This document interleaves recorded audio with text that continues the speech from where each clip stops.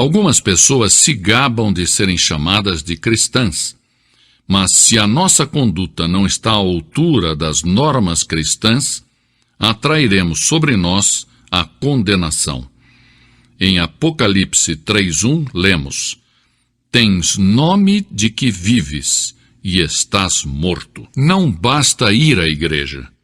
Se não permitirmos que Cristo seja o Senhor, o dono da nossa vida, cairemos sob julgamento de Deus que disse: Este povo honra-me com os lábios, mas o seu coração está longe de mim. Mateus 15:8. É fácil deixar-se levar por uma corrente de entusiasmo religioso sem ter uma experiência viva e pessoal com Deus. Este mundo hostil se acha infestado de agressão, de ódio, de intriga. Os maus prosperam e em muitas partes do mundo os justos padecem. O povo se acha confuso, inseguro, se sente até azarado. Talvez nunca houve tanta prosperidade econômica acompanhada de tanta infelicidade. Falta de autodomínio, rebelião. O mundo está louco e clama pedindo a paz e a verdade. Deus derramou sobre um povo todo tipo de bênçãos, mas esse povo havia perdido a saúde espiritual. No meio desse povo se levantou o profeta Abacuque e clamou: Aviva, ó Senhor, a tua obra no meio dos anos. Abacuque 3:2. Talvez você pergunte: mas como obter a renovação e o despertamento? Que passos tenho que seguir para alcançá-lo? Primeiro, você deve fazer uma oração fervorosa. A Bíblia diz: se o meu povo, que se chama pelo meu nome, se humilhar e orar e buscar a minha face e se desviar dos seus maus caminhos, então, diz o Senhor, eu ouvirei dos céus, perdoarei os seus pecados e sararei a sua terra. Segundo Crônicas 7:14. Deve haver um anseio profundo de avivamento. Não um simples balbuciar de palavras ou palavreado religioso. É preciso que haja oração intensa e fervorosa. A Bíblia diz: a súplica de um justo pode muito nos seus efeitos. Tiago 5:16. Que a sua alma esteja em agonia, que corram as lágrimas, que o seu coração se angustie pelos perdidos. A palavra de Deus diz: aquele que sai chorando, levando a semente para semear, voltará com cânticos de júbilo, trazendo consigo os seus molhos. Salmos 126:6. Segundo, nós temos que abandonar os nossos pecados. A Bíblia é clara: deixe o ímpio o seu caminho e o homem maligno os seus pensamentos. Volte-se ao Senhor. Isaías 55:7. Mas antes de começar o avivamento, tem que cessar entre os crentes as disputas, prejuízos, má vontade, inveja, ciúmes, amargura, crentes criticando uns aos outros. Porque o mundo se acha perdido perante tantas discórdias, lutas e intolerância entre aqueles que dizem pertencer a Cristo. O despertamento deve começar no coração dos crentes, antes que o Evangelho possa chegar com eficácia ao mundo. Quando os discípulos de Cristo deixarem as suas discórdias e egoísmo e confessarem os seus pecados, então deixarão que o Espírito Santo os encham. Então se produz o avivamento. Temos que abandonar os nossos maus caminhos. O Espírito de Deus não pode atuar em um clima de dissensão, discórdia e disputas. Devemos nos despojar da nossa mesquinharia, das nossas miudezas, dos nossos caprichos.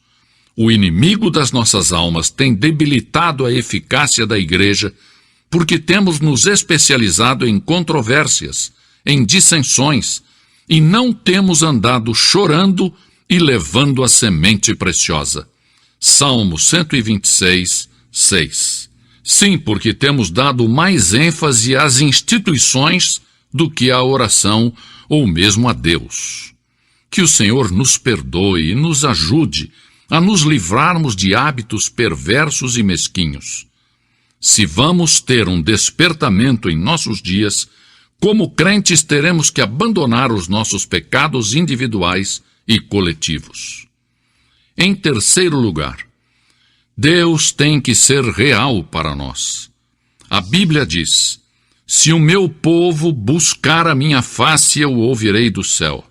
Porque em um mundo cheio de materialismo grosseiro, nós também temos tentado reduzir Deus ao nosso próprio tamanho. O nosso Deus parece ter se transformado em demasiadamente pequenino, e somos culpados de idolatria intelectual. Temos fabricado em nossa mente um Deus que não é o Deus revelado na Bíblia. Muitas vezes associamos a experiência cristã genuína, vital e pessoal a pessoas altamente emotivas. Muitos chegam a dizer: é bom ir à igreja, viver uma vida decente, sim, mas eu não estou disposto a ser fanático. Consideram que a fé cristã é uma mania, algo demente. O cristianismo tem alguma importância? Sim, o cristianismo tem suprema importância. É algo importante? Sim, é tudo. Sem a fé cristã, não vale a pena. É vital. Você pode conhecer a Deus. Milhares de cristãos afirmam com certeza: eu sei que já passei da morte para a vida. 1 João 3,14. Eu sei em quem tenho crido. 2 Timóteo 1,12. Lemos em João 7,17: se alguém quiser fazer a vontade de Deus, há de saber se a doutrina é dele. Precisamos de um reavivamento da fé cristã, da experiência cristã, do andar com Deus. Deus tem dito: se o meu povo buscar a minha face. Se de novo descobrirmos que Ele é santo, justo, real, absoluto e pessoal, e que é um Deus de amor e de misericórdia, esta realidade será transferida ao mundo e o avivamento então virá. Assim tem sucedido em toda a história, e sucederá outra vez. Não devemos colocar a fé cristã em dúvida falando de Cristo sem conhecê-lo. Não vamos fechar a porta da igreja com a chave da inconsistência, impedindo que os perdidos venham a Cristo. Não devemos impedir o avivamento com a nossa falta de fé e de oração. Não percamos a vitória espiritual, permitindo que o pecado nos mantenha presos. Busquemos a face de Deus e abandonemos os nossos maus caminhos, e então sim, então ouviremos a voz do céu. A igreja tem a chave do avivamento. Está ao alcance de nossas mãos. Nós vamos aceitar o desafio? Teremos coragem de pagar o preço?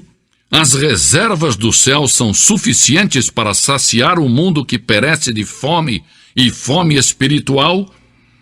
Não devemos oferecer desculpas. Agora uma pergunta direta. Você já aceitou a Cristo como seu Salvador? Se não, se você for sincero, reconhecerá que no profundo do seu coração há um vazio. Seu coração anseia por paz, gozo e perdão. Há um vazio que o mundo não pode satisfazer. No centro da história, em um caminho da Palestina, se plantou uma cruz. A cruz de Cristo, o Filho de Deus.